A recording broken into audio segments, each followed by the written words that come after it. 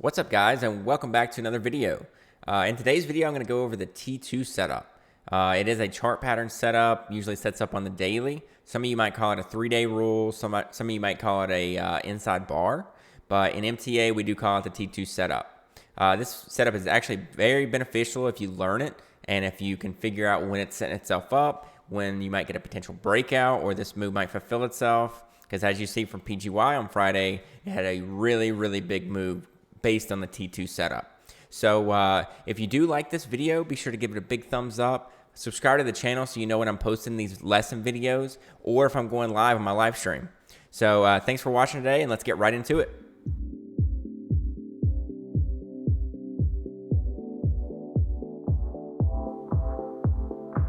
All right, guys, so this is PGY. Back on July 20th, it had a big run up from 2 to 8.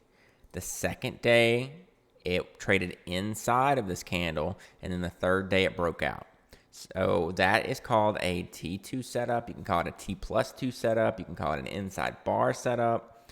It's called multiple different things. But basically, what a T2 setup is and what it's defined as, and the one that I actually trade, is when a stock on day one runs at least 100%. So this one ran well over 100%. So day one runs 100% or more. Day two, it trades within what's called the mother bar. And the mother bar is the original candle, the original 100% candle. So the second day, it trades within the mother bar, and it's usually a red day. So it's usually overall a red day. It's better, honestly, if it is a red day, and I'll explain that in a minute.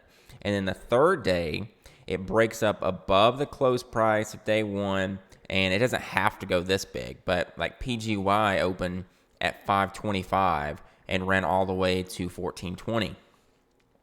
Now this broke out above the level it couldn't break out on the second day, broke out above the close of the first day and the high of the first day. So this is honestly best case scenario for a T2 setup. You get the first big 100% day. The second day is a very small but red day.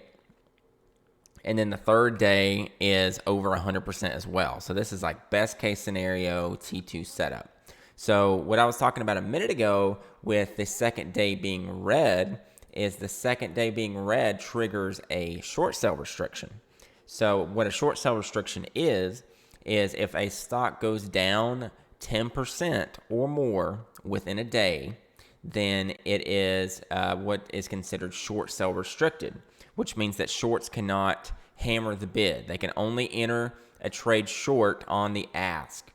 So they can't destroy bid support, and they can't, break down bid support. They only can short on the ask, which makes it a little bit easier to hold support and continue higher.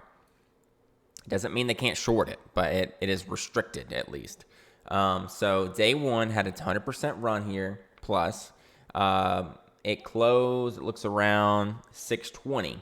So at any point on the second day, if it goes down 10%, which would be about 62 cents from here, then it would trigger the short sell restriction.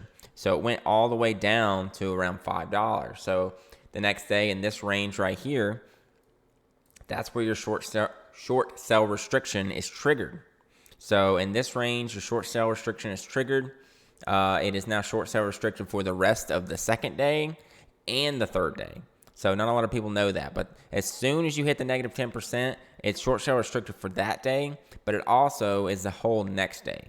So then the next day opens up, it's got that setup on the daily that was created. So you have, and this is what traders look for. Like myself, we'll look for these setups that are forming, especially on big runners, because big runners tend to have more eyes, more attention, etc. So day one, 100% plus. Day two, red, triggering the short sell restriction of at least 10%. This one went down over that.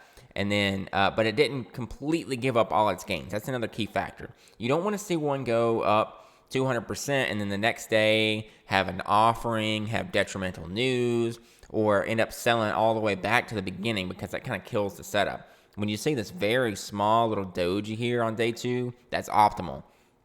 Yes, it went down. Yes, it ended red, but it is still well within range of like the perfect T2 setup. So as soon as it broke above the level from the second day, and even that happened the first candle, so it really got a lot of volume right out the gate. It went straight through the level that it couldn't break through the second day, pushed even through the high of the first day without any resistance really at all, and continued all the way from 5 to $10 and $11 straight up.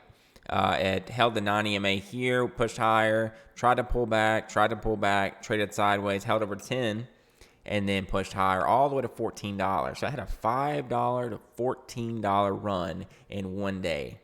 So that is that's why these are so beneficial, is because not only do you have, day one shorts are in, second day shorts are in. It gets short sell restricted, so it's a little bit easier to move. This one, it's usually better if it's a lower float. So this one's a little bit lower float for a continuation. So it's easier and smoother to move the higher or the lower the float that it is. But this one, got the run, got the second day consolidation. This one was beautiful. It didn't really sell off too hard at all, just enough to trigger SSR. And then the third day, of course, like all chart setups, you need to have that volume. And then the first hour, it got some great volume. And that volume continued throughout the rest of the day all the way to $14. Now, PGY specifically is the only one that's really set up and run recently. So this is like the pitch perfect example of the setup. I don't want to try to go around and look for others because I know that there's not been another great inside bar setup. Now, you can have an inside bar where the mother bar, which is the first bar, doesn't quite go as high as the 100%, but it doesn't usually break out as well. I've discovered that this setup works the best when the first day is 100%, the second day is down at least 10% to trigger that SSR. If it's 10, if it's 15, 20, it's okay. But if it holds within this range, you don't want to see it give it all up. And then the third day pushes out, that is honestly optimal for this. But the key factors is obviously, lower float, didn't have detrimental news. And then the third day, it's got to get the volume. So just like any great chart setup, it needs to get the volume, just like everything else to continue to break out. So I want to make this quick little video, kind of break down PGY, the T2 setup, why it happens, why it tends to follow through. And hopefully we get more of these in the future. But for now, this is the best one that I saw. This was the best example. This was the perfect example. So I didn't want to flip through examples. This was pitch perfect.